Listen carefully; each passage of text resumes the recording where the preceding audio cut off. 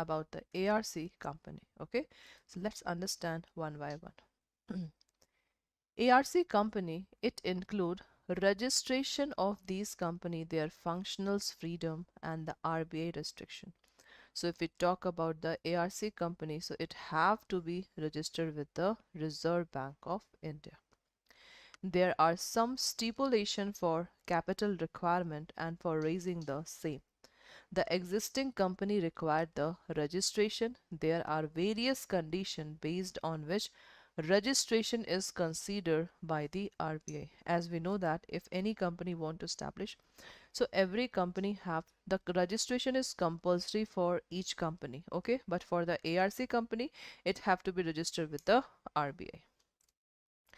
We have seen when registration of the company is can be cancelled and the reason thereof, how financial assets are required is important, and it involves the detailed procedure. The effect of contract deed suit involving security in the asset also seen. So basically the main work of ARC company, as you can easily see, is to just take loan from the just take the security receipt from the bank and financial institution, and that will pay the money to the bank. So this is the particular process of your SARFAESI Act.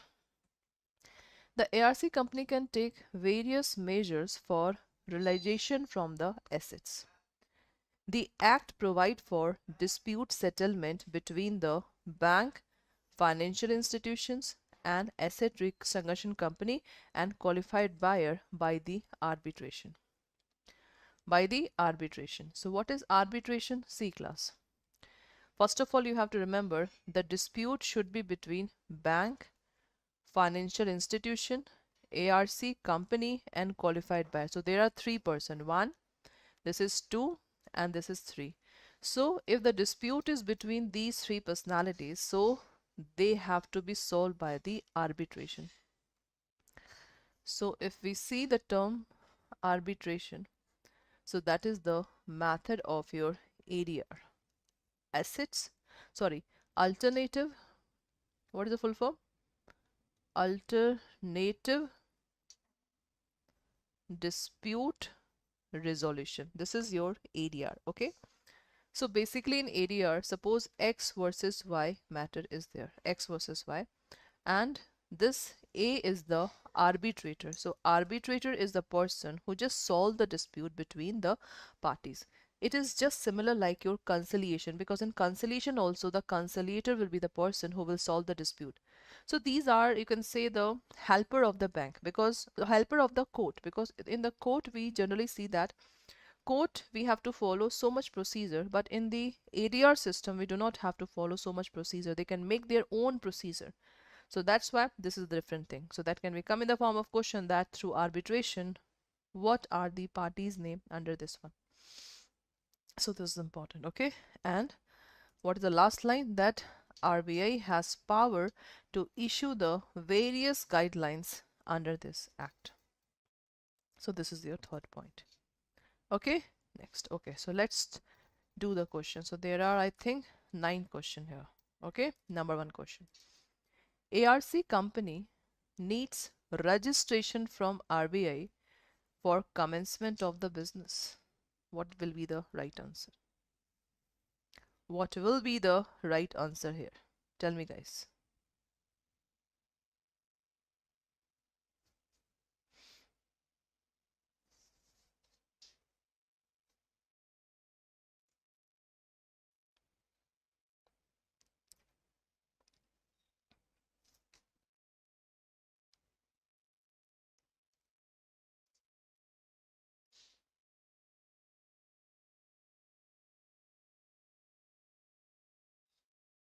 Yes, class. That is true and false. So I think we have just read this. So ARC company needs registration from RCA, that is RBI, that is true one. This is absolutely true. Right of acquisition of financial assets by ARC company is subject to the prior agreement or contract about the assets. Right of acquisition of financial assets by the ARC company is subject to the prior agreement or contract about the assets. That is right and wrong. That is right and wrong. Tell me, class. Right of acquisition of a financial assets by the ARC company is subject to the prior agreement or contract about this one. So guys, for the second one, right of acquisition of a financial assets by the ARC company is subject to the prior agreement. That is absolutely false. Second one, false is the right answer. Acquisition of financial assets by ARC company is with the liability also over such an asset. So what is question? Acquisition of a financial assets by ARC company is with liability also over such an assets. It is a liability. It is the liability class. That is absolutely, that is false. That is not true. That is not true. For each assets acquired or to be acquired by ARC company, there should be dash scheme. Each assets acquired and to be acquired by ARC company, there need to be separate scheme that you have to learn. Separate. Okay, you have to learn this point. When ARC company issue security receipt, the holder is entitled to a dash in the financial assets. When ARC company issue the security receipt to the qualified buyer, the holder is entitled to a dash in the financial assets. Holder is entitled to the, you have to remember this, undivided interest. That is the undivided interest in the this one. So fifth, undivided interest will be the right answer. So these are the things that you have to remember. The security receipt issued by ARC company require registration. Security receipt. For this thing, we require the registration. Sixth one.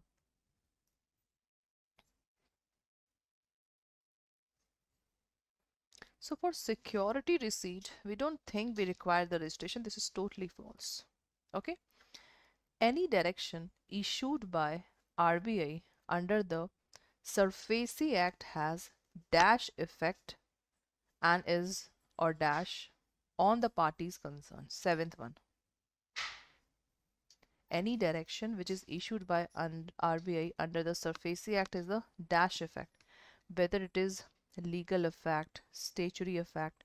So if I say you the legal word, that is the statutory effect, and that is a binding on the parties or not?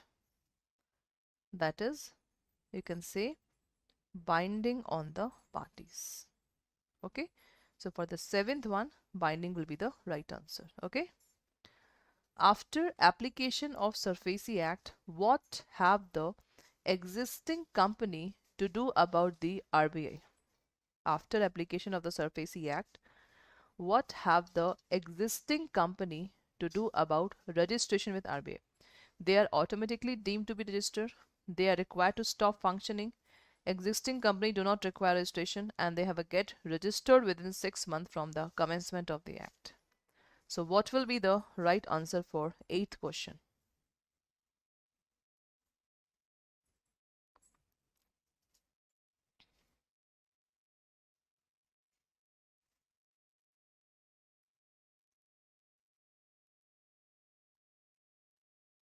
After application of the SARFAESI Act, what have the existing company to do about registration with RBI? Automatically, no. They are required to stop functioning, no. Existing company do not require registration, no. They do get registered within 6 months from the commencement of this act. This is important one. Which from amongst the following is a reason for cancellation of registration of ARC company without hearing the opportunity? That thing I have already told you. Our company does not keep accounts as per RBI norms. Company ceases to carry the business of Securitization and reconstruction. The company failed to hold investment from this, and the company does not fulfill any condition imposed at the time of registration. So what will be the right answer for this question? Tell me, class.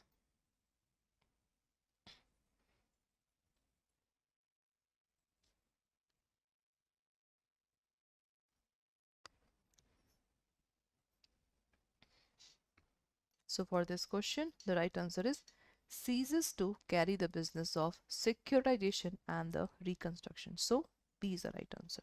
Okay, B will be the right answer. Now, this question. In this chapter, we have seen the detail about enforcement of securities by bank and financial institution and the procedural requirement thereof. Okay, so we have discussed how on default being committed by borrower, the creditor can enforce security as per provision, because we know that under the SARFAESI no court intervention is required. The service of notice calling for payment or on failing to pay, the creditor can invoke the provision for take over the assets and management. Right? After notice, the TP transfer of property by the borrower is prohibited. Yes, because notice means that is a warning. As per section 13 clause 3a, the borrower may on receipt of notice from secured creditor make representation or raise objection, in which case the secured creditor has to consider the representation and objection, and if it is not tenable or acceptable, it has to be communicated to the borrower within 15 days from the receipt of the representation. This is all about that. Suppose if the creditor want to sell that property, so they have to be informed. They have to be informed. Creditor can also call for payment due to the borrower from the third party. For the remaining dues after sale of assets, the remedy at civil court DRT is open at the jurisdiction. For initiating various action under the Act, there is a need of authorized person. While taking possession of assets, various precautions are required. Yes.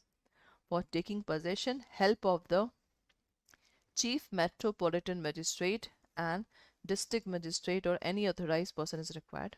Exactly. In such event, the possession is taken by such authority and handed over the creditor. Against the possession notice, appeal can be made. And appeal, or we always say that appeal, that is the highest authority we have to file the case.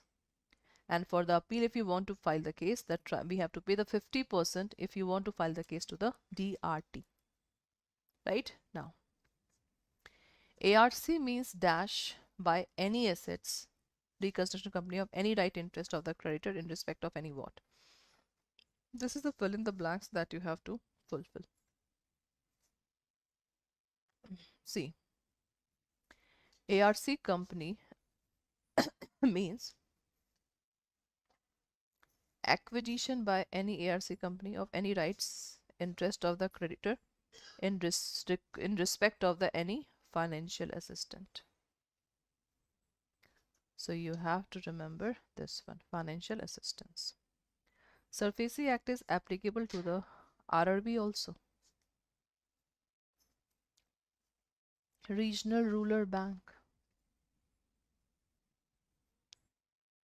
So SARFAESI Act applicable to the RRB, that is false, not apply. RRB, because in RRB, I don't think we just take so much of loan or etc. So that's why in the SARFAESI there is a special provision that is made in this one. Okay. Mortgage or assets backed debt instrument can be issued by ARC company to the general public. We just give it to the general public, and I don't think that the general public is involved in this one. So answer is totally false. A guarantor to the loan is within the meaning of word borrower under SARFAESI Act. That is true and false. A guarantor to the loan is with the meaning of the word borrower under this one. The answer is true. SURFACI Act is applicable only when there is a security. Yes, because unsecured SURFACI will not apply. Has SURFACI Act defined hypothecation and whether such act is applicable to the hypothecation?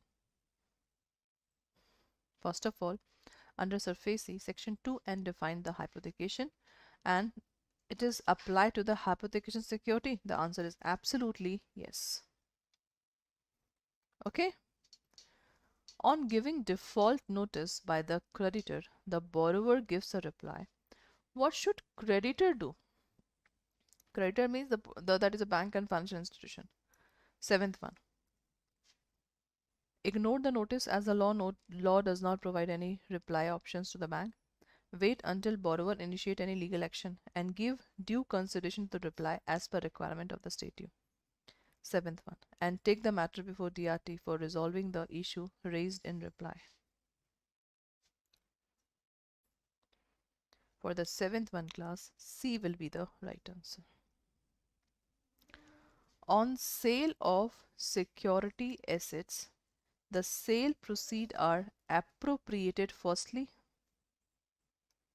Sale of security asset, the sale proceeds are appropriated firstly toward satisfaction of dues of secured creditor, toward payment of dues of labor, toward payment of cost, charges, expenses for preservation and protection of security, and toward payment of legal cost incurred by the creditor for taking possession and effecting sale. What will be the right answer for the eighth question?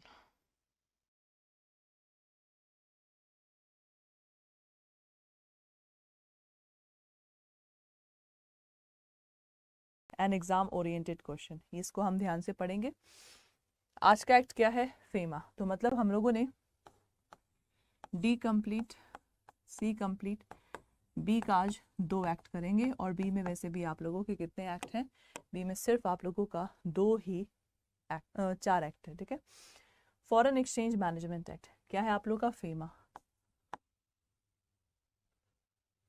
तो FEMA basically क्या होता है? Foreign exchange management act, जिसमें आप सब जानते हैं कोई भी कंट्री अपने आप से डेवलप नहीं हो सकती जब तक कि उस कंट्री को बाहर के कंट्रीज से भाई एग्रीमेंट या कोई कॉन्ट्रैक्ट ना करे, बिकॉज वी कैन से कि हम भाई अपना डेवलपमेंट खुद ही कर सकते हैं।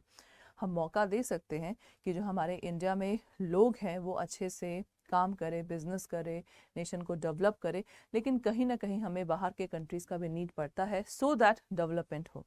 तो फेमा एक्ट के अंतर्गत अगर आप सपोज कोई भी सामान का इंपोर्ट एक्सपोर्ट करते हैं तो फॉरेन एक्सचेंज होगा। तो फॉरेन एक्सचेंज में कहीं घपला ना हो, कहीं जालसाजी ना हो, तो इसके लिए एक कंट्रोलिंग अथॉरिटी चाहिए। तो फेमा में आप लोगों का यही चीज़ पढ़ना है हमें, ठीक है। तो फेमा में बेसिकली 2 मेन अथॉरिटी है। The first is reserve bank of India और दूसरा आप लोग का क्या है? दूसरा आप लोगों का है that is ED department. ED that is enforcement of director, जो कि आप लोग का छापा मारता है, ठीक है। जैसे जिस तरह आप लोग का पुलिस होता है ना, पुलिस आपका काम करता है इन्वेस्टिगेशन का, तो यहाँ भी आप लोग का यही चीज़ है, ठीक है। चलिए, the provision of FEMA extend, ये एक्सटेंड कहाँ है? तो ये भाई एक क्वेश्चन के रूप में आ सकता है कि फेमा कहाँ तक आप लोगों का अप्लाई करता है? ऑल ओवर इंडिया, सबसे पहला point. Apply to all branches offices agency outside India, मतलब जो भी ऑफिसेस एजेंसी इंडिया के बाहर है लेकिन उनका ओनरशिप और उनका कंट्रोल किसी ऐसे पर्सन के पास है जो कि इंडिया का रेसिडेंट है। तो मतलब फेमा एक्ट आप लोगों का यहाँ भी अप्लाई करता है। तीसरा, also to any contravention committed, okay. कोई भी कंट्रावेंशन, कंट्रावेंशन का मतलब क्या होता है? जैसे जो प्रोविजन फेमा एक्ट कहता है उसके अपोजिट हम काम करते हैं। So any contravention committed outside India by such person to whom this act apply. तो भाई ये एक्ट किस पे अप्लाई होता है? इंडियन पीपल पे अप्लाई होता है। तो ये उस पे भी अप्लाई होगा, भले ही इंडियन पीपल बाहर चले जाए घूमने के लिए, ठीक है, लेकिन तब भी आप लोग का फेमा एक्ट क्या है? यहाँ पे अप्लाई होगा। तो ये आप लोग का क्वेश्चन के फॉर्म में आ सकता है, applicability of what applicability of the act, that's it. ठीक है, दिस इज इंपॉर्टेंट, ध्यान से देखिए। उसके बाद under FEMA any violation of the provision of the said act, अगर किसी ने भी फेमा एक्ट के किसी भी रूल्स को वॉयलेट किया, provision of said act will attract the penal provision, penal का मतलब होता है punishment, including right to arrest and detention. तो पनिशमेंट किस फॉर्म में मिलेगा? पनिशमेंट मिलेगा, अरेस्ट किया जाएगा, आपको कैद किया जाएगा। देखिए, अगर आपने वॉयलेट किया रूल्स एंड रेगुलेशंस, अगर आपने वॉयलेट किया rules and regulations class, this is very important.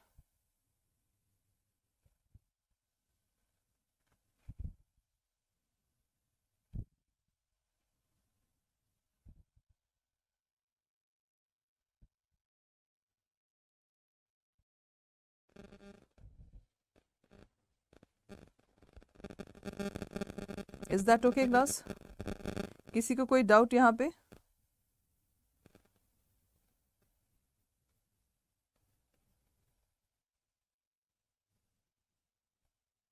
ठीक है, चलिए next. The main definition of importance of banker as well as the important provision in the statute as regard regulation and management of FEMA, मतलब इसमें क्या क्या चीज़ें हैं कि भाई FEMA एक्ट के अंतर्गत कैसे आप लोगों का रेगुलेशन मैनेजमेंट होता है, right. Then power available to RBI और पेनल्टी पनिशमेंट, ये सब क्या है आप लोगों के यहाँ पे गिवन। ठीक है, जैसे अगर मैं बोलूँ इसमें जो मेन डेफिनेशन हम लोग पढ़े थे उसको भी प्लीज़ आप लोग ध्यान में रखिएगा। What is authorise person, authorise person क्या होता है, what is current account transaction, what is capital account transaction, ये सब इंपॉर्टेंट पार्ट है आप लोग के। Okay, what is repatriate to India, जैसे जो रिलीज फंड वाला होता है आप लोग का जो आप लेके आ जाते हैं, तो ये सब आप लोग के इंपॉर्टेंट टर्म्स हैं। और हमने इसमें क्या पढ़ना है, ईडी के बारे में जो आप लोग का इन्वेस्टिगेशन करता है। ठीक है, तो ये सब चीज़ें हैं जो हम लोगों को फेमा के एक्ट के अंदर क्या है हम लोगों ने पढ़ा है।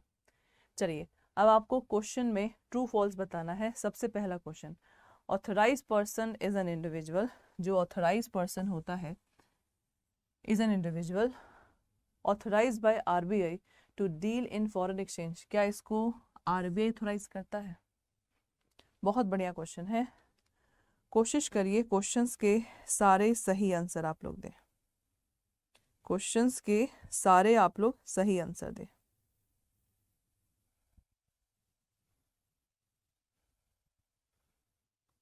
This is important.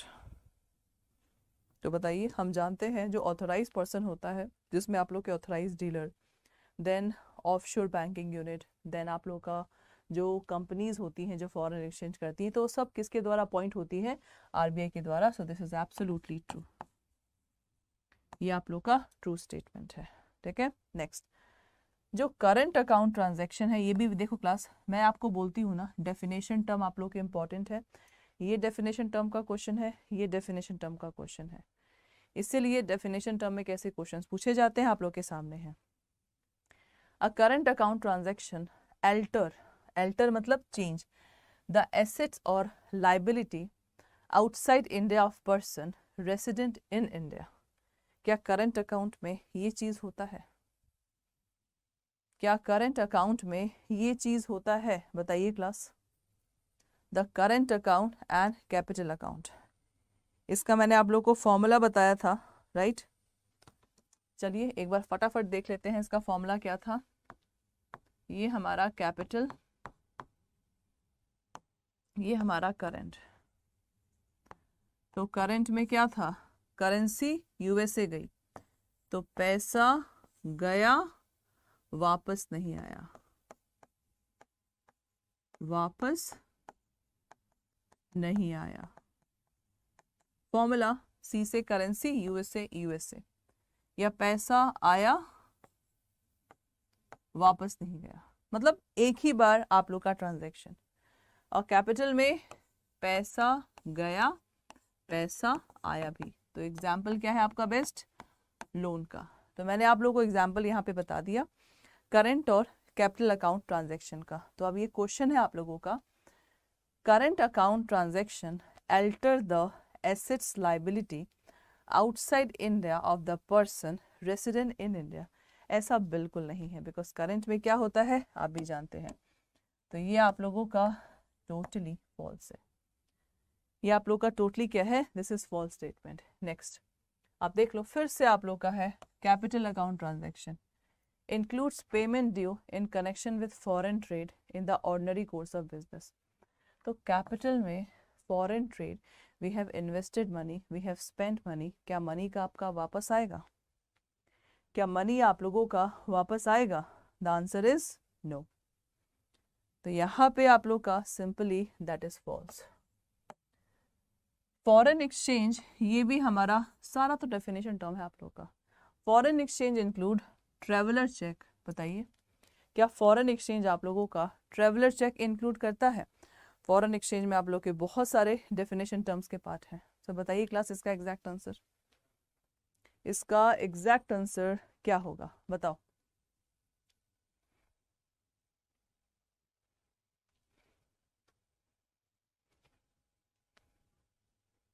So foreign exchange बिल्कुल सही इंक्लूड करता है। RBI can revoke any authorized person to an RBI can revoke any authorization given to the authorized person। मतलब RBI के पास क्या ये पावर है? बताइए क्या RBI के पास पावर है क्लास? पांचवे का एग्जैक्ट आंसर क्या होगा? पांचवे का एग्जैक्ट आंसर क्या होगा जल्दी बताइए।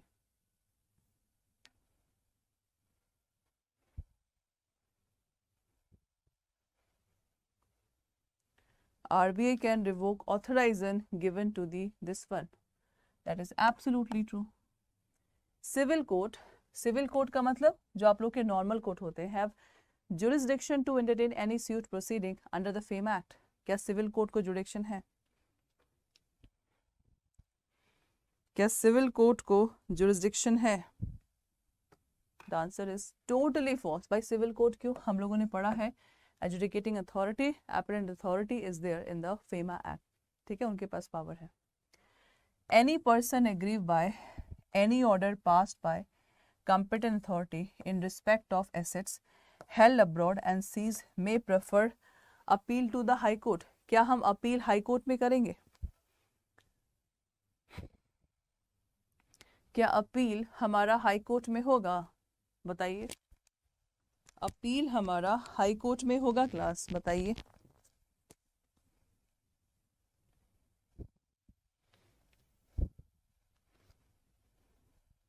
अपील हाई कोर्ट या सुप्रीम कोर्ट में होगा? भाई इसको भी हमने पढ़ा था, जब एजुडिकेटिंग अथॉरिटी है हम अपील करेंगे एपेलेंट अथॉरिटी। अपील कहाँ करेंगे? Appellant authority.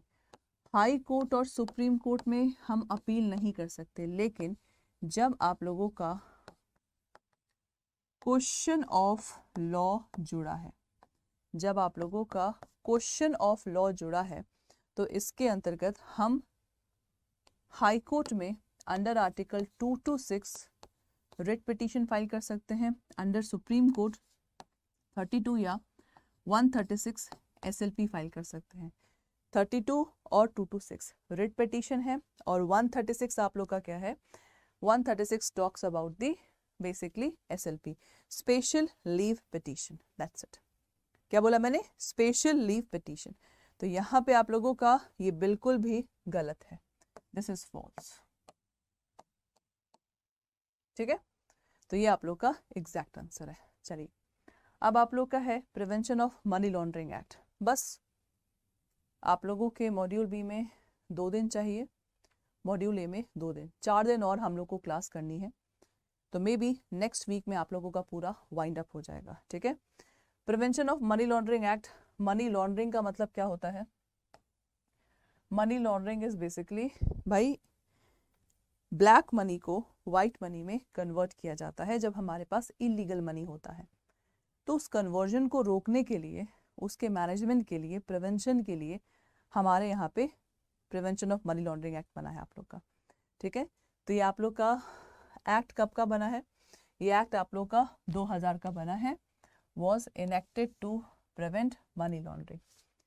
In 2012 amendment, the definition of money laundering was enlarged by including activities such as concealment, छुपाना, acquisition, possession, use of proceed, crime as a criminal activity. The act provide rigorous imprisonment for the offence, that is a money laundering.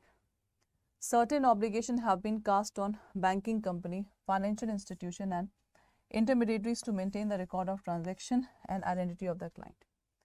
The director appointed by central government has right to call for records and impose. किसके पास? Director जो कि central government के द्वारा आप लोग का appoint होगा, उसके पास राइट है, right to call for records and impose penalty if she is fined that the banking company has failed to comply with the requirement of the act.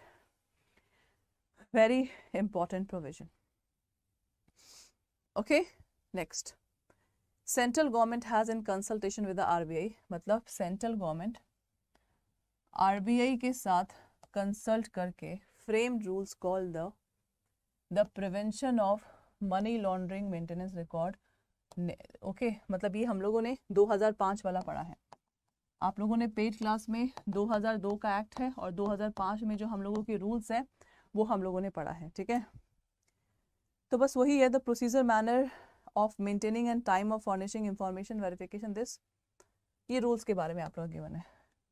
The rule prescribe what record are to be maintain, retention of record, verification of the identity of the client and the furnishing information in respect of the transaction to the director, and though the statute imposes stringent punishment, भाई जो ये करेगा punishment आप लोग का given है यहाँ पे. तो ये चीज़ हम लोगों का प्रिवेंशन ऑफ मनी लॉन्ड्रिंग का रूल है.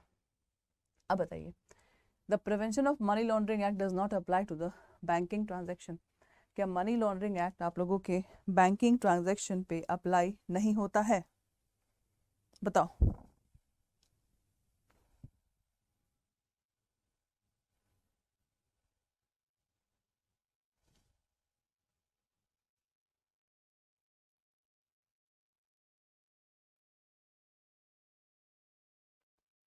The Prevention of Money Laundering Act does not apply to the banking transaction. This is totally false. The term money laundering defined in the Prevention of Money Laundering Act, मैंने इसको paid class में बताया था. Paid class में we have discussed. तो यहाँ पे second का क्या है?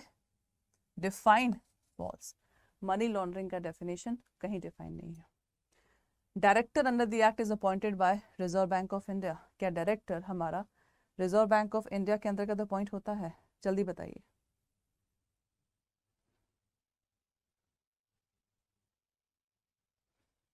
Director appointed by reserve bank नहीं. अभी हमने पढ़ा, अभी पढ़ा था हम लोगों ने कि डायरेक्टर आप लोगों का किसकी तरह अपॉइंट होता है? Central government. देखो ये रहा. ठीक है, तो यहाँ पे that is false. Record of transaction specified under the act is to be maintained for the 5 year. बताइए.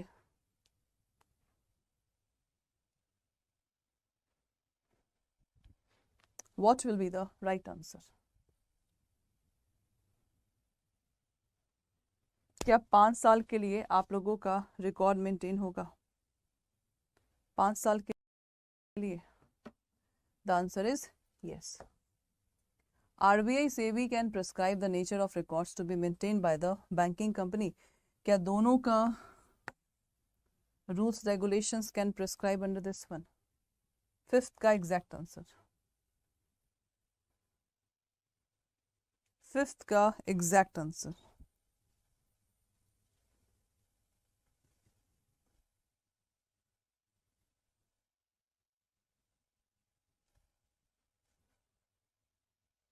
RBI SEBI can prescribe the nature of records to be maintained by this.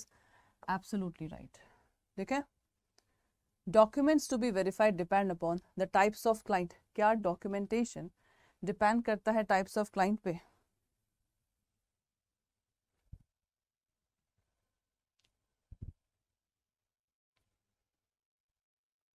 Documents to be verified depend upon the types of client, बिल्कुल, चाहे आप लोगों का client company है, partnership firm है, trust है, individual है, अलग अलग आप पे डिपेंड करता है। Bank is not required to inquire the financial status of the client, क्या बैंक को ये रिक्वायरमेंट नहीं है फाइनेंशियल स्टेटस देखने का क्लाइंट का? बताइए। That is false. All cash transaction of the value of more than 10 lakh rupees and its equivalent in foreign currency are covered by this act. More than 10 lakh या 10 lakh or more? What is the right answer? More than 10 lakh or what? तो यहाँ पे class इसका exact answer क्या है? This is absolutely right. Okay? True. तो ये class आप लोगों का prevention of money laundering act खत्म। तो हम लोगों ने 2 एक्ट को फिनिश किया। Monday we will do negotiable instrument act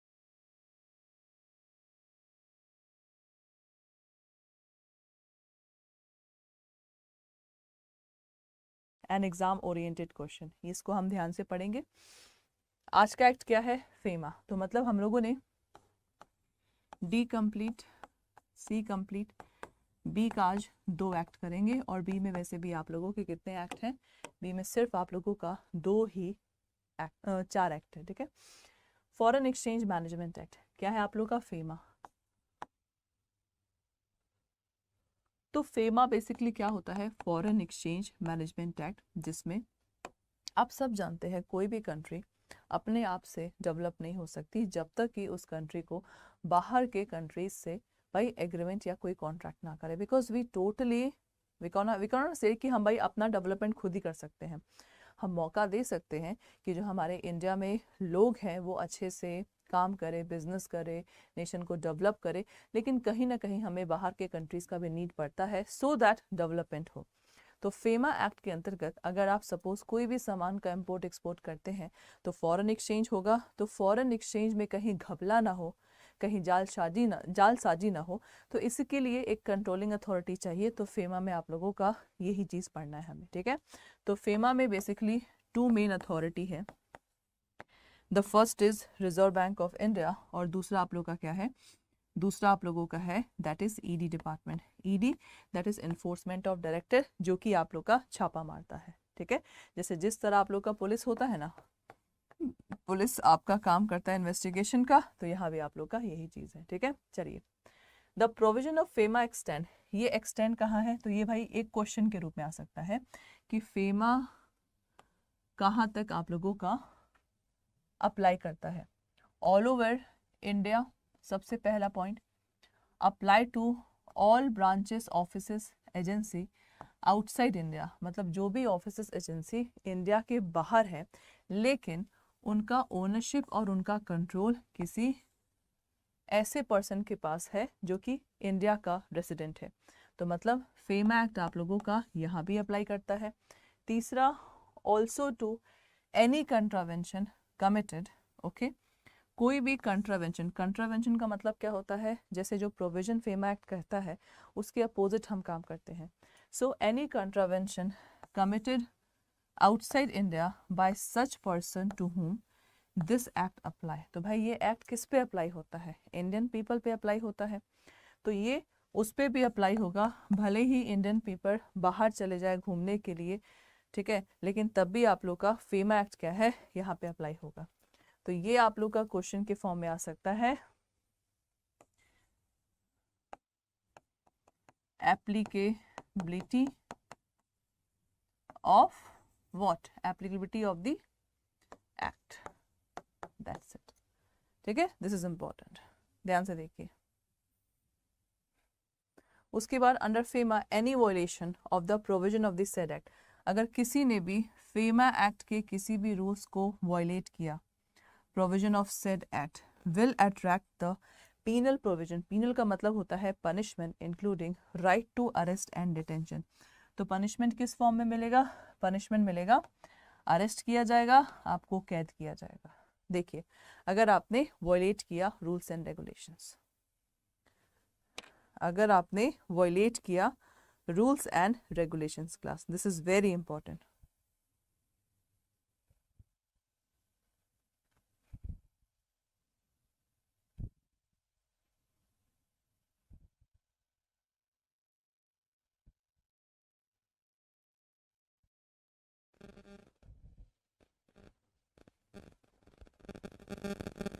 is that okay class? किसी को कोई डाउट यहाँ पे?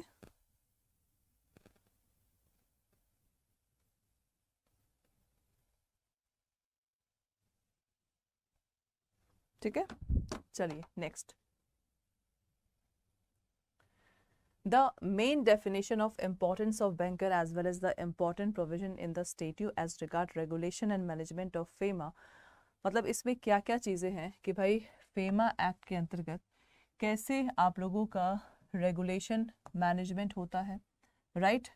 Then power available to RBI और पेनल्टी पनिशमेंट, ये सब क्या है आप लोगों के यहाँ पे गिवन।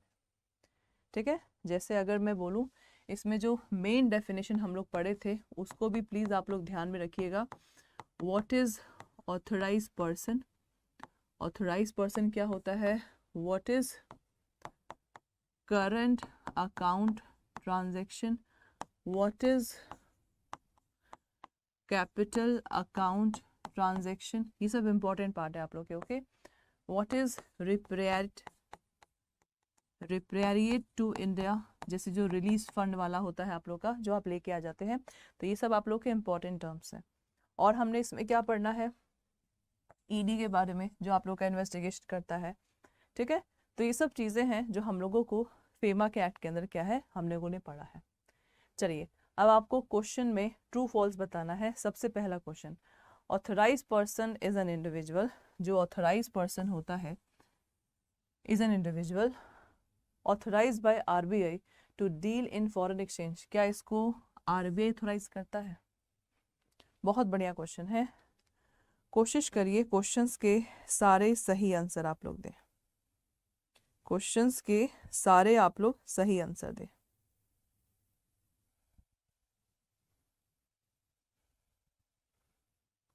This is important. तो बताइए, हम जानते हैं जो ऑथराइज पर्सन होता है जिसमें आप लोग के authorise dealer, then offshore banking unit, then आप लोग का जो कंपनीज होती हैं जो फॉरेन एक्सचेंज करती हैं, तो सब किसके द्वारा अपॉइंट होती हैं? आरबीआई के द्वारा। सो दिस इज एब्सोल्युटली ट्रू, ये आप लोग का ट्रू स्टेटमेंट है। ठीक है, नेक्स्ट, जो करंट अकाउंट ट्रांजैक्शन है, ये भी देखो क्लास, मैं आपको बोलती हूँ ना डेफिनेशन टर्म आप लोग के इंपॉर्टेंट है। ये डेफिनेशन टर्म का क्वेश्चन है, ये डेफिनेशन टर्म का क्वेश्चन है, इसीलिए डेफिनेशन टर्म में कैसे क्वेश्चंस पूछे जाते हैं आप लोग के सामने हैं। A current account transaction alter मतलब चेंज द एसेट्स और liability outside India of person resident in India, क्या करंट अकाउंट में ये चीज होता है? क्या करंट अकाउंट में ये चीज होता है? बताइए class. The current account and capital account, इसका मैंने आप लोग को फॉर्मूला बताया था, राइट? चलिए एक बार फटाफट देख लेते हैं इसका फॉर्मूला क्या था। ये हमारा कैपिटल, ये हमारा करंट। तो करंट में क्या था? करेंसी यूएसए गई, तो पैसा गया वापस नहीं आया, वापस नहीं आया। फॉर्मूला सी से करेंसी, यूएसए यूएसए, या पैसा आया वापस नहीं गया, मतलब एक ही बार आप लोग का ट्रांजैक्शन। और कैपिटल में पैसा गया पैसा आया भी, तो एग्जाम्पल क्या है आपका बेस्ट? लोन का। तो मैंने आप लोगों को एग्जाम्पल यहाँ पे बता दिया करंट और कैपिटल अकाउंट ट्रांजैक्शन का। तो अब ये क्वेश्चन है आप लोगों का, current account transaction alter the assets liability outside India of the person resident in India, ऐसा बिल्कुल नहीं है, बिकॉज करंट में क्या होता है आप भी जानते हैं। तो ये आप लोगों का टोटली फॉल्स है, ये आप लोग का टोटली क्या है? This is false statement. Next आप देख लो, फिर से आप लोग का है capital account transaction includes payment due in connection with foreign trade in the ordinary course of business. तो कैपिटल में foreign trade, we have invested money, we have spent money, क्या मनी का आपका वापस आएगा? क्या मनी आप लोगों का वापस आएगा? The answer is no. तो यहाँ पे आप लोग का simply that is false. Foreign exchange, ये भी हमारा सारा तो डेफिनेशन टर्म है आप लोग का। Foreign exchange include traveller cheque, बताइए क्या फॉरेन एक्सचेंज आप लोगों का ट्रेवलर चेक इंक्लूड करता है? फॉरेन एक्सचेंज में आप लोग के बहुत सारे डेफिनेशन टर्म्स के पार्ट हैं। तो बताइए क्लास, इसका एग्जैक्ट आंसर, इसका एग्जैक्ट आंसर क्या होगा, बताओ।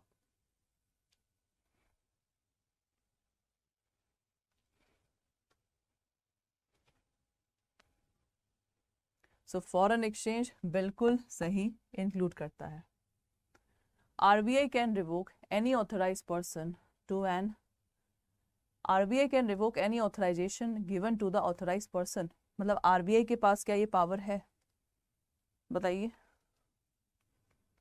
क्या आरबीआई के पास पावर है क्लास? पांचवे का एग्जैक्ट आंसर क्या होगा? पांचवे का एग्जैक्ट आंसर क्या होगा, जल्दी बताइए।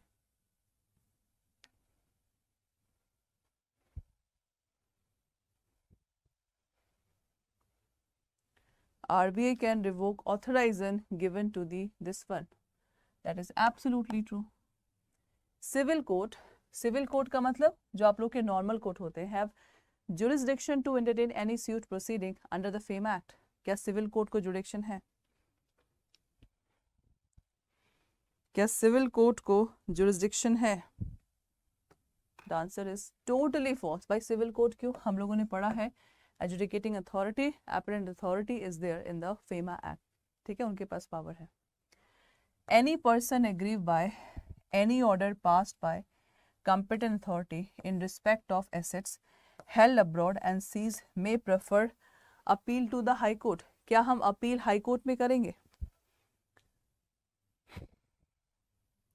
क्या अपील हमारा हाई कोर्ट में होगा? बताइए, अपील हमारा हाई कोर्ट में होगा क्लास, बताइए।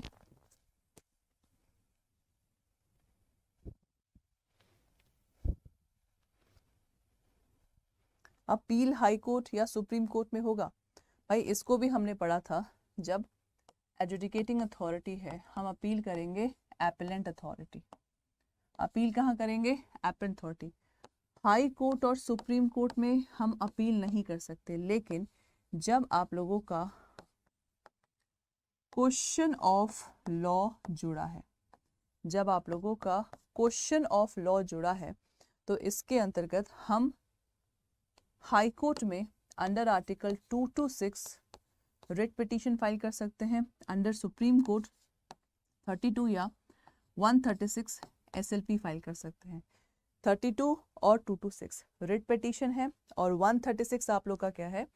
136 talks about the basically SLP, special leave petition. That's it.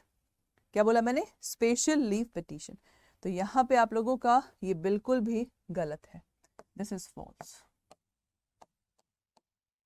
ठीक है, तो ये आप लोग का एग्जैक्ट आंसर है। चलिए, अब आप लोग का है prevention of money laundering act. बस आप लोगों के मॉड्यूल बी में 2 दिन चाहिए, मॉड्यूल ए में 2 दिन, 4 दिन और हम लोग को क्लास करनी है, तो मे बी नेक्स्ट वीक में आप लोगों का पूरा वाइंड अप हो जाएगा। ठीक है, prevention of money laundering act. Money laundering का मतलब क्या होता है? मनी लॉन्ड्रिंग इज बेसिकली भाई ब्लैक मनी को वाइट मनी में कन्वर्ट किया जाता है जब हमारे पास इलीगल मनी होता है। तो उस कन्वर्जन को रोकने के लिए, उसके मैनेजमेंट के लिए, प्रिवेंशन के लिए हमारे यहाँ पे prevention of money laundering act बना है आप लोग का। ठीक है, तो ये आप लोग का एक्ट कब का बना है? ये एक्ट आप लोग का 2000 का बना है, was enacted to prevent money laundering. In 2012 amendment, the definition of money laundering was enlarged by including activities such as concealment, छुपाना, acquisition, possession, use of proceed crime as a criminal activity. The act provide rigorous imprisonment for the offence, that is a money laundering. Certain obligations have been cast on banking company, financial institution and intermediaries to maintain the record of transaction and identity of the client. The director appointed by central government has right to call for records and impose. किसके पास? Director जो कि central government के द्वारा आप लोग का appoint होगा, उसके पास राइट है, right to call for records and impose penalty if she is find that the banking company has failed to comply with the requirement of the act. Very important provision. Okay, next. Central government has in consultation with the RBI, मतलब central government RBI के साथ consult करके frame rules call the prevention of money laundering maintenance record. Okay, मतलब ये हम लोगों ने 2005 वाला पढ़ा है। आप लोगों ने पेड क्लास में 2002 का एक्ट है और 2005 में जो हम लोगों के रूल्स हैं वो हम लोगों ने पढ़ा है, ठीक है। तो बस वही है, the procedure manner of maintaining and time of furnishing information verification this, ये रूल्स के बारे में आप लोग गिवन है। The rule prescribe what record are to be maintain, retention of record, verification of the identity of the client and the furnishing information in respect of the transaction to the director, and though the statute imposes stringent punishment, भाई जो ये करेगा punishment आप लोग का given है यहाँ पे। तो ये चीज़ हम लोगों का prevention of money laundering का रूल है। अब बताइए, the prevention of money laundering act does not apply to the banking transaction, क्या मनी लॉन्ड्रिंग एक्ट आप लोगों के बैंकिंग ट्रांजैक्शन पे अप्लाई नहीं होता है? बताओ।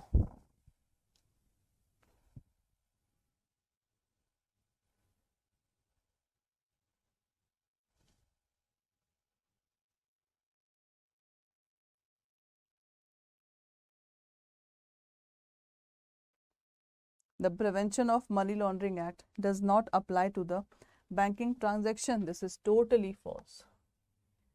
The term money laundering defined in the Prevention of Money Laundering Act, मैंने इसको पेड क्लास में बताया था। पेड क्लास में we have discussed, तो यहाँ पे सेकेंड का क्या है? Defined false. मनी लॉन्ड्रिंग का डेफिनेशन कहीं डिफाइन नहीं है। Director under the act is appointed by reserve bank of India, क्या डायरेक्टर हमारा रिजर्व बैंक ऑफ इंडिया के अंतर्गत अपॉइंट होता है? जल्दी बताइए।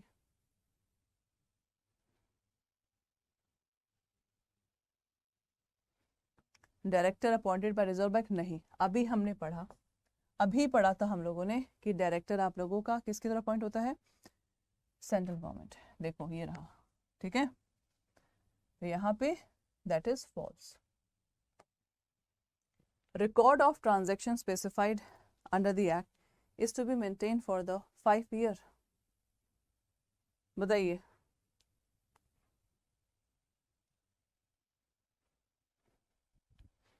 What will be the right answer?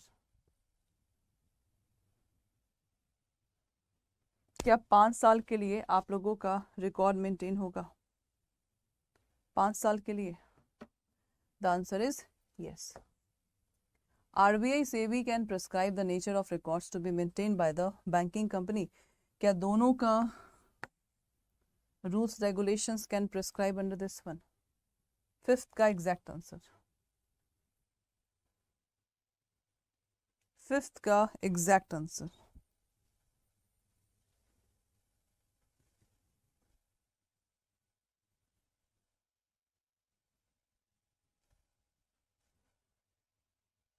RBI SEBI can prescribe the nature of records to be maintained by this, absolutely right, ठीक है।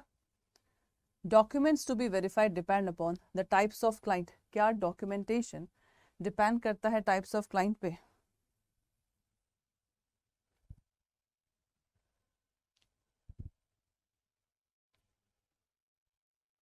Documents to be verified depend upon the types of client, बिल्कुल, चाहे आप लोगों का client company है, partnership firm है, trust है, इंडिविजुअल है, अलग अलग आप पे डिपेंड करता है।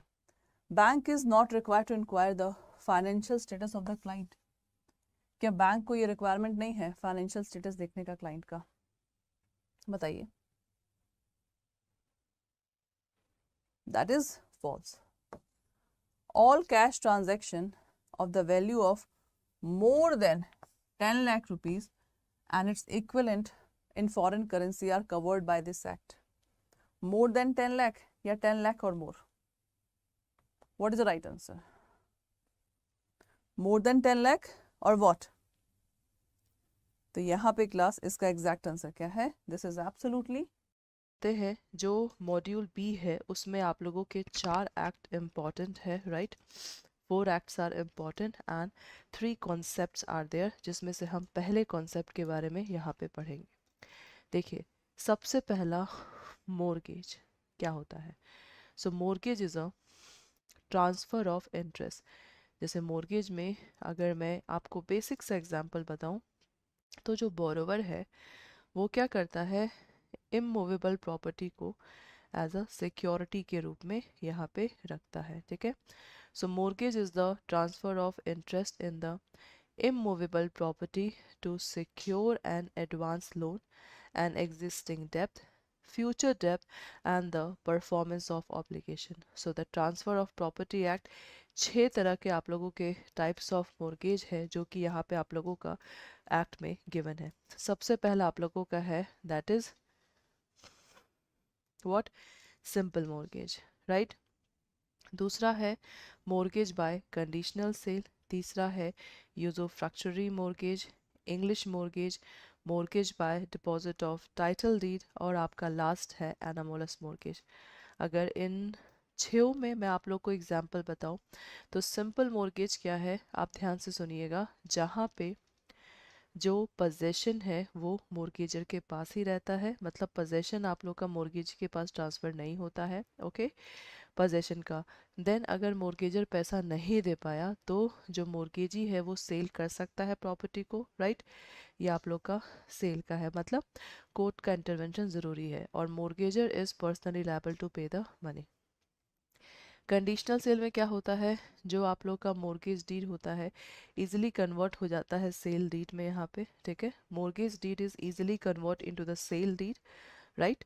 और सेल डीड मतलब जैसे अगर पैसा नहीं पे कर पाया मोर्गेज, तो ये डीड आप लोग का ऑटोमेटिकली कन्वर्ट हो जाएगा without intervention of the court. C है यूजोफ्रैक्चरी मोर्गेज। यूजोफ्रैक्चरी मोर्गेज में अगर मोर्गेजर पैसा नहीं पे कर पाता है, तो जो मोर्गेजी होता है वो उसके प्रॉपर्टी का जो रेंट है, प्रॉफिट है, तब तक लेगा जब तक कि फुल पैसा ना मिल जाए। इंग्लिश मोर्गेज, सर्टेन डेट आप लोग का यहाँ पे डिसाइड रहता है। Mortgage by deposit of title deed, title deed के अंतर्गत आप लोगों का जो बेसिक चीज़ है, right, the title deed in basically equitable mortgage बोला जाता है। इसमें आप लोग का रजिस्ट्रेशन का रिक्वायरमेंट नहीं होता है। एनामोलस मोर्गेज, एनामोलस मोर्गेज आप लोग का basically combination of different types of mortgage. तो एनामोलस मोर्गेज जैसे आप लोग का कोई नया मोर्गेज अराइज हो गया, तो ये मोर्गेज आप लोग का यूज़ किया जाता है। चलिए अब देखिए यहाँ पे कॉमन आप लोगों का क्या क्या चीज़ है हर टाइप के मोर्गेज में। So simple mortgage, mortgage by deposit of title deed, या इंग्लिश मोर्गेज। यहाँ पे the mortgage property is not given to the mortgagee, that is important. Mortgage property not given to the mortgagee, ठीक है। Second क्या है, usufructuary और mortgage by conditional sale. इसमें the possession of mortgage property is normally given to the mortgagee. तो मतलब यहाँ पे आप लोगों का जो पोजेशन है वो मोर्गेजी को दिया जा रहा है। ठीक है, वर्ड टू वर्ड आप लोग यहाँ पे टाइप्स ऑफ मोर्गेज को समझेंगे। In the case of simple mortgage and mortgage by deposit of title deed, the mortgagee has a right to proceed against the property mortgage and also personally against the mortgager. Done. And the mortgage by deposit of title deed, जिसको कि हम equitable mortgage भी बोलते हैं, is not required by the way of deed and does not require the registration, जो कि हमने अभी डिस्कस किया है। Is that okay? तो ये आप लोगों का बेसिक यहाँ पे पॉइंट है।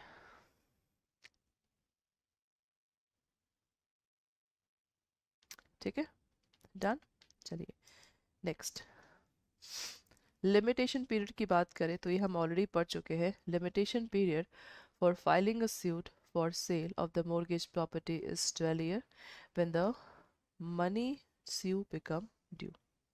Limitation period for filing a suit for the foreclosure is 30 year from the date of mortgage debt become due. ठीक है, तो यहाँ पे याद रखिएगा 12 ईयर किसका है, when the mortgage money become due, और 30 ईयर आप लोग का कब है, फॉर फोरक्लोजर। ये दोनों word you have to remember. ठीक है, उसके बाद enforcement of mortgage is governed by the CPC 1908. Suit for sale of mortgage property is to be filed in the court within whose jurisdiction the mortgage property is situated. In the suit for sale, the mortgage property, the coast first part, the preliminary decree. Decree का मतलब क्या होता है? Court का decision. And then the final decree. तो ये आप लोगों का बेसिक सा टर्म है. ठीक है. Then document of title to the immovable property has been defined by courts such as one in the syndicate bank. यहाँ पे आप देखिएगा syndicate bank versus modern tile and clay works. यहाँ पे आप लोग का basically where in the decision it was interior stated that document of title means the legal instrument which prove right of person in a particular property. That is called document of title. A copy of deed of transfer is not considered to be the document of title for the purpose of creation of equitable mortgage, क्योंकि equitable mortgage में जो title deed होता है वो हमें originally देना पड़ता है. However, under certain circumstance which has been enumerated in the court cases, the copy is also accepted. तो मतलब एक लाइन में बोला है कि टाइटल डीड का हम डॉक्यूमेंट ओरिजिनल ही लेंगे और एक तरफ बोल रहा है कि हम यहाँ पे इसका फोटोकॉपी भी ले सकते हैं. ठीक है. So this is important. Now question, mortgage dash in the immovable property क्या है? Transfer of title, transfer of interest, pledge या हाइपोथिकेशन? बताइए.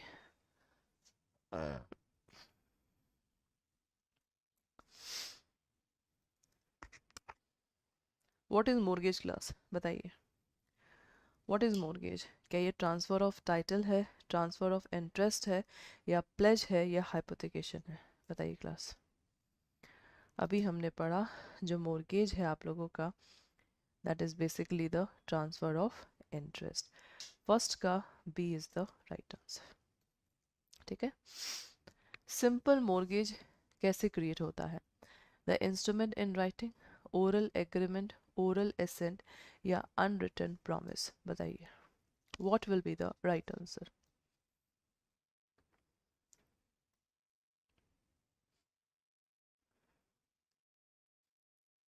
Simple mortgage is created by, यहाँ पे इसका exact answer an instrument in writing. This is the right answer. In mortgage, by the way of conditional sale, the property is sold with the condition of reconvenience, that is a retransfer, sold unconditionally, sold by mutual oral consent, या all of the above is the correct answer. बताइए. In mortgage, by the way of conditional sale, property बताइए आप लोग का क्या है?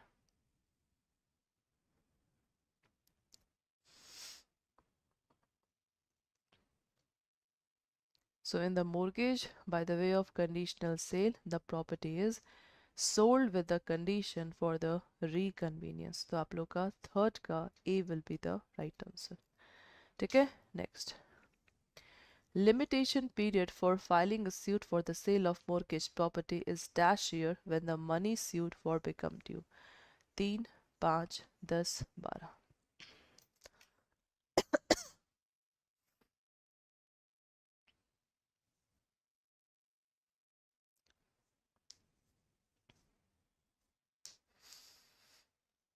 बताइए.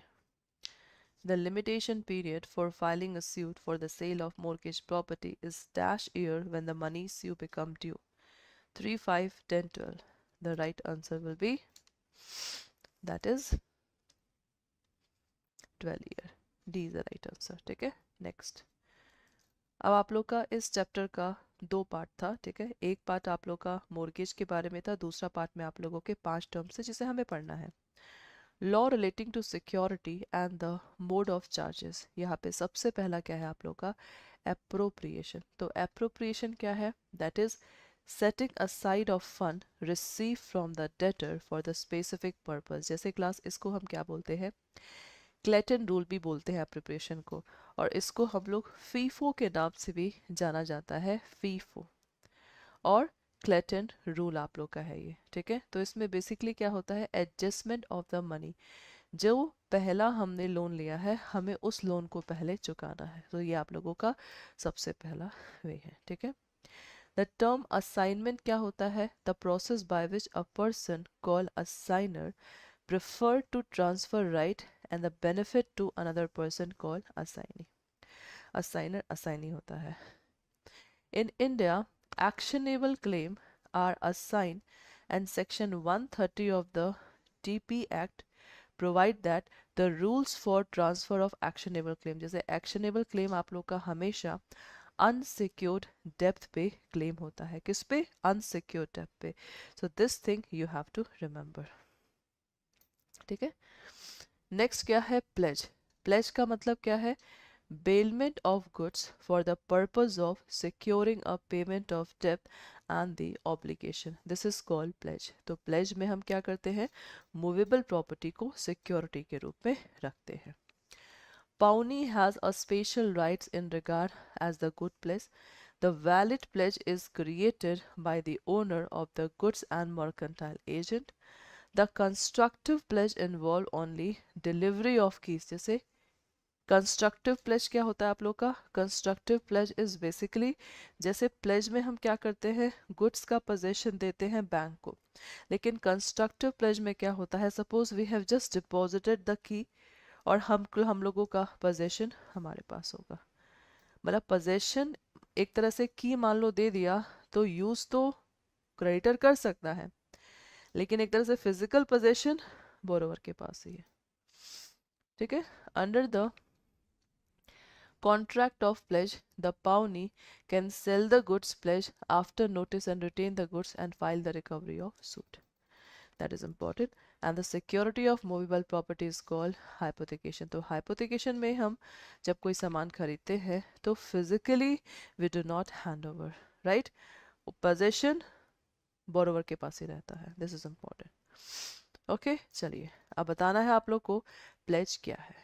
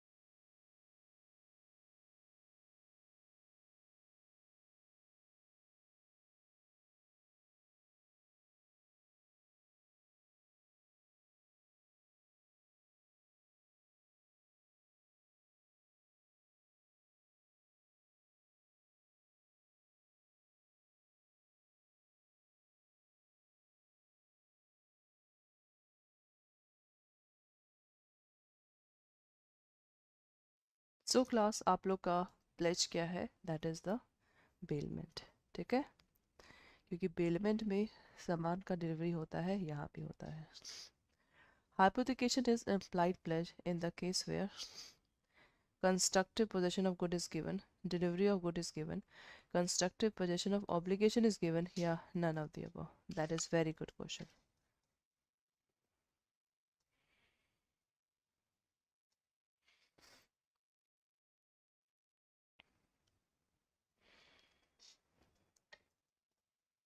बताइए class, what will be the right answer? तो हाइपोथिकेशन में हमने पहले ही कहा है दैट जो आपका पोजेशन है वो बोरोवर के पास ही रहता है. So then constructive possession of good is given, constructive possession of obligation, delivery of goods. तो यहाँ पे क्लास जैसा कि आप देख सकते हैं दैट द कंस्ट्रक्टिव पोजेशन मतलब एक तरह से गाड़ी का सारा जो डॉक्यूमेंट है we have given that thing, ठीक है। तो सेकंड का A is the right answer. The term hypothecation कहाँ पे डिफाइन है? Indian contract, negotiable, TP act, SARFAESI act. Third का एग्जैक्ट आंसर बताइए। So hypothecation is given under the SURFACE Act. Third का D is the right answer, ठीक है। Next, registration of charge. So यहाँ पे चार्ज का मतलब क्या होता है?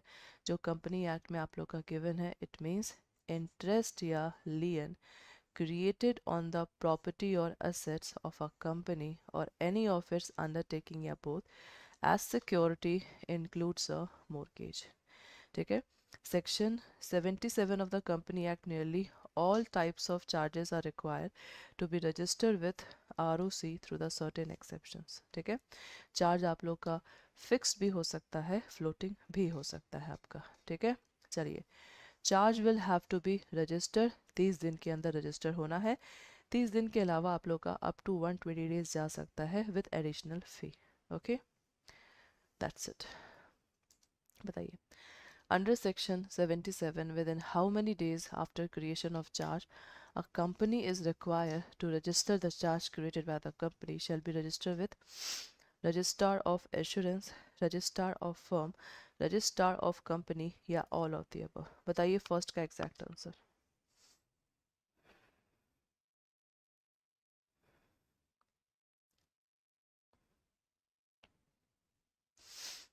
यहाँ पे फर्स्ट का एग्जैक्ट आंसर है रजिस्ट्रार ऑफ कंपनी, ठीक है। Next, charge shall be registered by the company within how many days from the date of creation?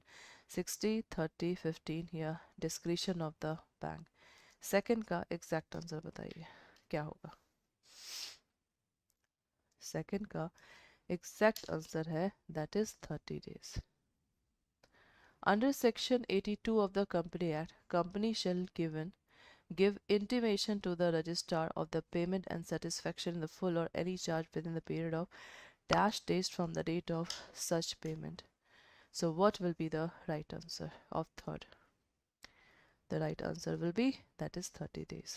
So guys, this is all for today's class. So I हम लोगों का जो module A है basically मैंने आपको बताया था रिजर्व बैंक ऑफ इंडिया और बैंकिंग रेगुलेशन एक्ट हमें यहाँ पे पढ़ना है, ठीक है। चलिए, सबसे पहला क्वेश्चन, सबसे पहला आप लोगों का ये जो चैप्टर है ना 6 पार्ट में डिवाइड है, ठीक है।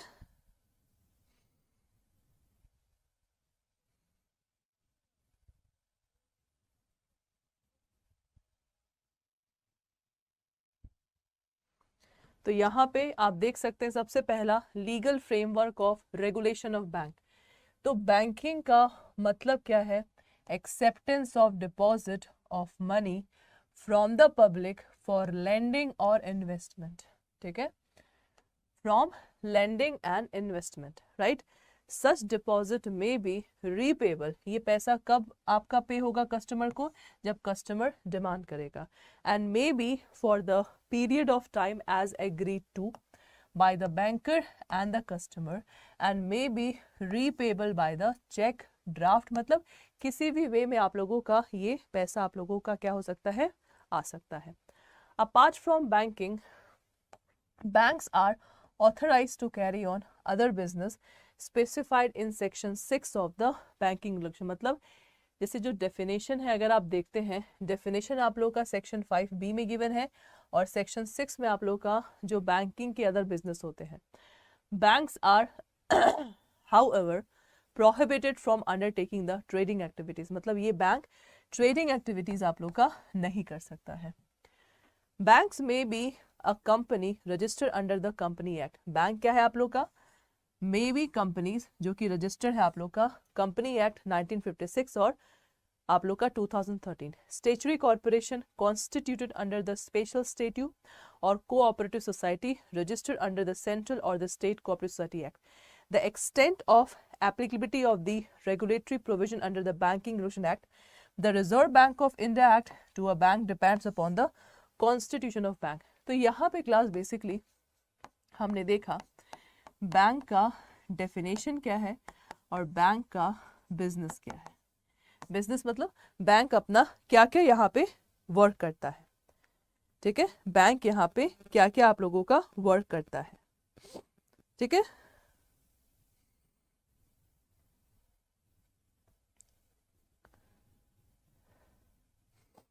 Done guys. उसके बाद हमारा नेक्स्ट क्या है, reserve bank of India. Okay, reserve bank of India is the central bank of the country. India का हर बैंक का रेगुलेटर कौन है, reserve bank of India, and the primarily regulator for the banking sector, ठीक है, regulator for the banking sector. The government has direct and indirect control over the bank. तो government के पास direct और indirect control है bank के ऊपर। It can exercise indirect control through the Reserve Bank and also act directly in appeal arising from the decision of the Reserve, ठीक है। ये थोड़ा बहुत आप लोग का डेफिनेशन है। Banks under the various provision, देखो क्लास मॉड्यूल ए छोटा है लेकिन इसके जो चैप्टर्स हैं 6-7 चैप्टर हैं, तो हर एक चैप्टर का समरी है सो दैट आप लोगों को एक क्विक रिविजन हो जाएगा। Bank under the various provision of banking regulation act in the public sector bank, जैसे जो आप लोग का पब्लिक सेक्टर बैंक है जैसे State Bank of India, nationalise bank या RRB bank, 50% and the more of the shares are held by the central government. तो इन सब बैंक के 50% से ज़्यादा शेयर किसके पास आपके हैं, सेंट्रल गवर्नमेंट के पास है। Central government has substantial control over the management of this bank. Only certain provision of banking regulation are applicable to these banks indicated in that act. Cooperative bank, जो आप लोग का cooperative bank है operating in one state only are registered under the state cooperative society act. तो जो आप लोग के कोऑपरेटिव बैंक है registered under the state cooperative society act and are subject to the control of state government as also Reserve Bank. किसके control में आप लोगों के हैं, स्टेट गवर्नमेंट के और रिजर्व बैंक के। In the case of non-banking business of the bank, they are subject to control by other regulatory agency. Important. ठीक है।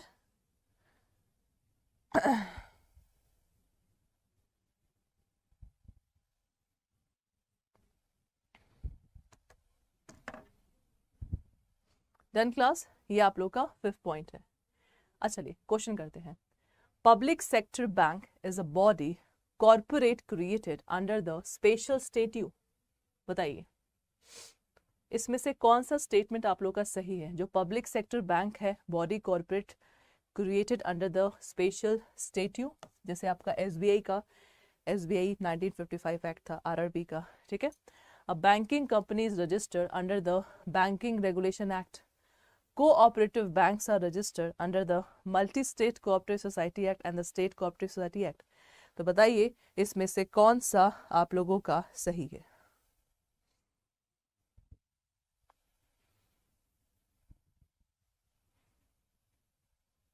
बताइए which of the following is the right one। देखो ए तो बिल्कुल सही है, ए हमारा बिल्कुल सही है बिकॉज हमने पढ़ा है ए सही है, ए सही है, ए सही है, ये सही नहीं हो सकता, ठीक है। अब क्या बैंकिंग कंपनी आपका रजिस्टर होता है बैंकिंग रेगुलेशन एक्ट की? अभी हमने पढ़ा कंपनी एक्ट 1956 एंड 2013, तो ये हमारा गलत है, सी सही है, ए और सी ये।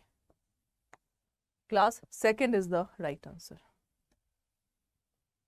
क्या है आप लोग का, second will be the right answer here, A and C, ठीक है।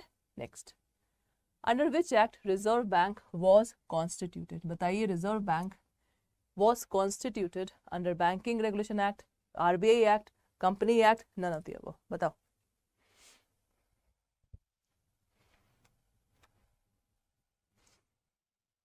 बताइए class, under which act reserve bank was constituted।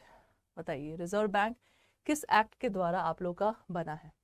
तो हम जानते हैं रिजर्व बैंक हमारा RBI एक्ट के द्वारा बना है, ठीक है।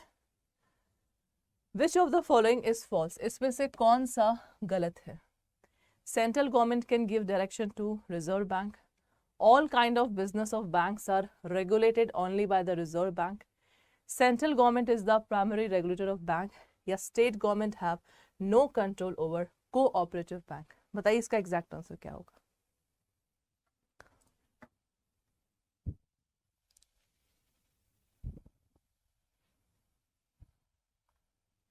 Third, central government can give direction to RBI. बिल्कुल डायरेक्शन तो दे ही सकता है, आप लोग का डायरेक्शन तो दे ही सकता है, हमें फॉल्स बताना है। ये आप लोग का बिल्कुल सही है, क्योंकि हम भी जानते हैं सेंट्रल गवर्नमेंट हमारे दादाजी, RBI हमारे पापा, ये हमारे बच्चा। ठीक है, all kind of business of banks are regulated only by reserve Bank. No, B गलत है, बी गलत है क्लास, बी गलत है, बी गलत है। मतलब आंसर आप लोग का सेकेंड या फोर्थ में से होगा। Central government is the primary regulator of bank, बिल्कुल नहीं, क्योंकि हमारा RBI है आप लोग का प्राइमरी रेगुलेटर। सी गलत है, सी गलत है, सी गलत है। आंसर मुझे आ गया, आंसर मेरा आ गया क्लास, क्या सही है? तो fourth is the right answer. क्या class? 4 is the right answer. ठीक है, समझ गए? This is the right answer. Next, cooperative bank operating in different states are registered under the following: State Cooperative Society Act, Multi-State Cooperative, RBI Banking Regulation Act। बताइए इसका exact answer.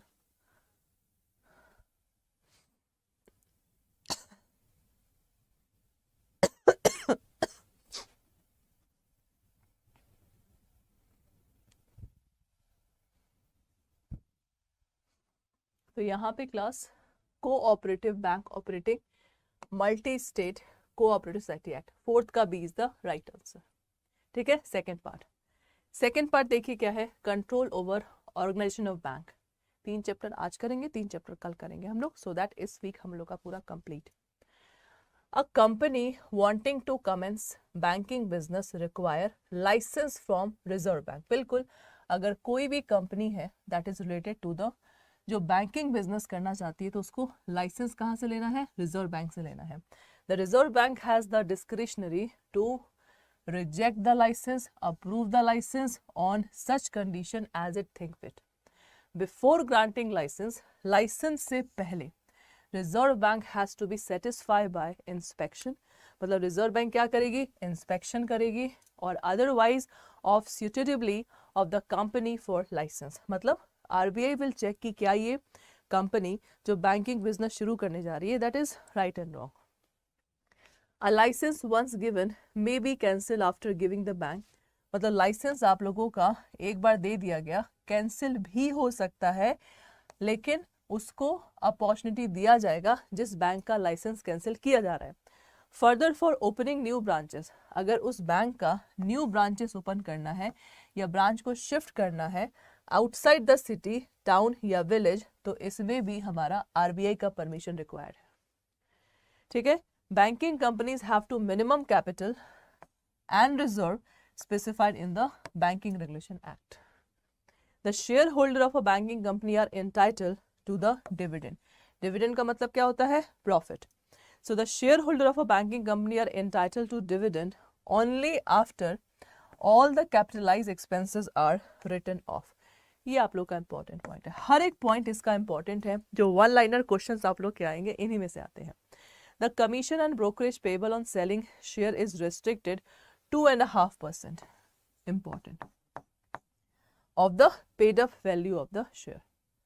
Okay guys, now the board of director, जो bank के board of directors होते हैं, has to be constituted with person having special knowledge and experience in accountancy। मतलब इनका qualification important, banking, economic, law as stipulated। The director should not have substantial interest in the companies or firm। The maximum period of office is limited to the 8 year। ये भी important है। ठीक है, Reserve Bank is empowered to reconstitute the board if the board is not properly constituted. Every banking company should have the full-time chairman with the specified qualification. The Reserve Bank has power to remove the chairman and appoint a suitable person in his place in the certain cases. Reserve Bank has also power to remove, मतलब Reserve Bank के पास power है directors को भी remove करने का and managerial personal and other employees of banking company. The principle of corporate governance including fit and proper criteria for the directors apply to the banking company as well as the public sector bank. This is important.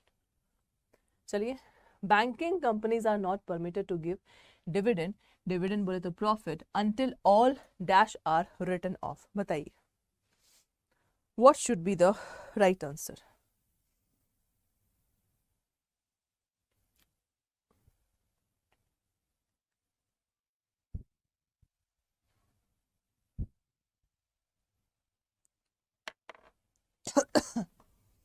अभी हमने पढ़ा that is capitalise expenses.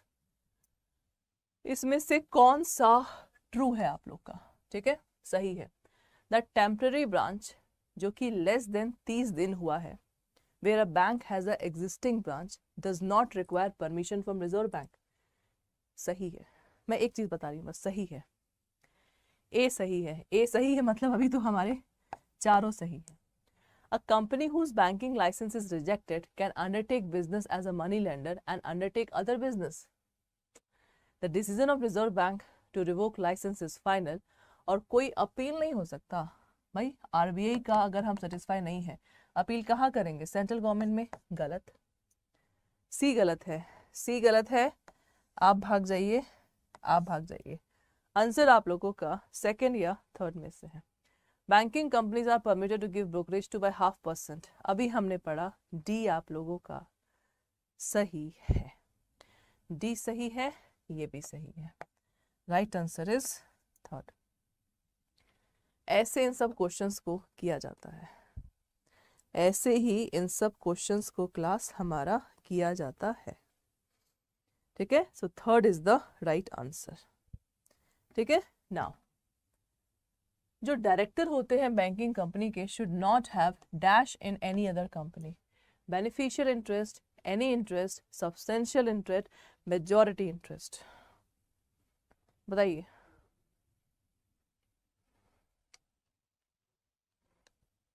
ये भी हमने पढ़ा है, ये भी हमने पढ़ा है. तो सब्सटेंशियल इंटरेस्ट नहीं होना चाहिए. इसमें से कौन सा आप लोगों का फॉल्स है? Maximum period of office that may be hold by the ordinary director is 8 साल का. अभी हमने पढ़ा 8 साल. Yes yes. ए का यस. भाई ये करेक्ट है. हमें फॉल्स ढूंढना है. ए करेक्ट है मतलब ये तो हो नहीं सकता. The decision of board of director during the period when the board constitute is defective shall be void. The post of chairman of a banking company is a part time. Chairman of a company can hold office for the maximum 8. बिल्कुल गलत. D गलत है. D गलत है. D गलत है. Answer आप लोग का थर्ड या फोर्थ में से होगा. एक मैंने आपको सही बताया है, एक आप लोग को गलत बताया है. बताइए इसका आंसर. आंसर आप लोग का सी या डी में से होगा. तो यहाँ पे बताइए कौन सा गलत है? पोस्ट ऑफ चेयरमैन सही है, ये गलत है. Four is the right answer. ठीक है. Next, regulation of banking business. आज के लिए ये भी करेंगे हम कंप्लीट, सो दैट हम लोग के 3 चैप्टर कंप्लीट हो जाए समरी के. The banking regulation act empower Reserve Bank to issue directions to the banking company in the public interest. इस एक्ट के अकॉर्डिंग आरबीआई के पास पावर है डायरेक्शन इशू करने का in the interest of the public policy and in the interest of depositor.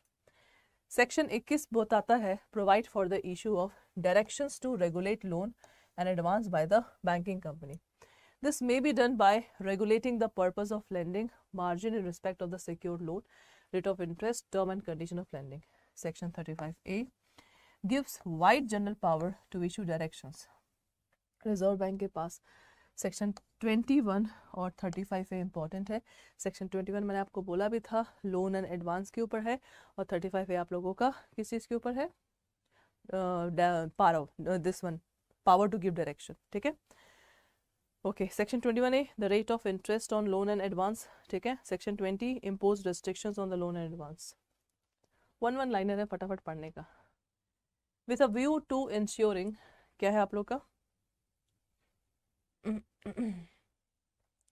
with a view to ensuring financial stability, a banking company which is scheduled bank has to maintain the certain percentage of time demand liabilities as a cash reserve with a reserve। मतलब section 42 बोलता है हर एक bank को, जो आप लोग के schedule bank है, they have to keep cash reserve with the Reserve Bank, ठीक है। CRR कहाँ पे लिखा है आप लोग का, section 42 of the banking regulation, important. Failure to do so render the banking company liable to penalty. For non-scheduled banking company, Section 18 of the Banking Regulation Act provide for cash reserve. Banking company also have to maintain certain percentage of their demand time liability that is given in Section 24.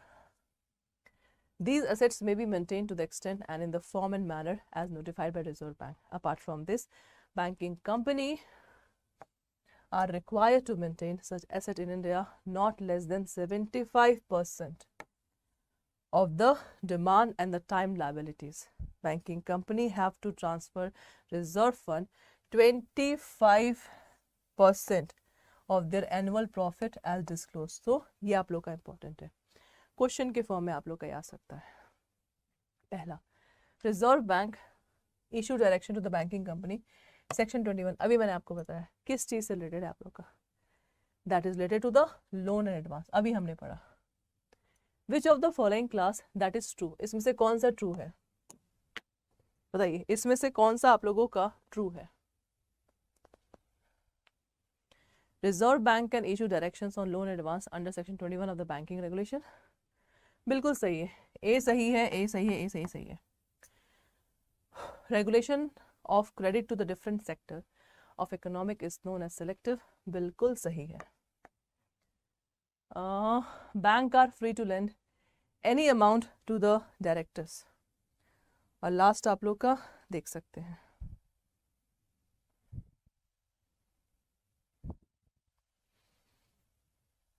तो second का exact answer क्या है, 26 unclaimed deposit, बिल्कुल सही है, right. The minimum amount out of the net profit which is transferred to the reserve fund, what is this, कितना, अभी हमने पढ़ा 20, 25%, 10%, 25%, अभी हमने पढ़ा। And what is which of the following is false, कौन सा गलत है, देख लो ट्रू फॉल्स कितने सारे क्वेश्चंस आप लोग के दिए हैं, ट्रू फॉल्स में कितने सारे आप लोग के क्वेश्चंस दिए हैं।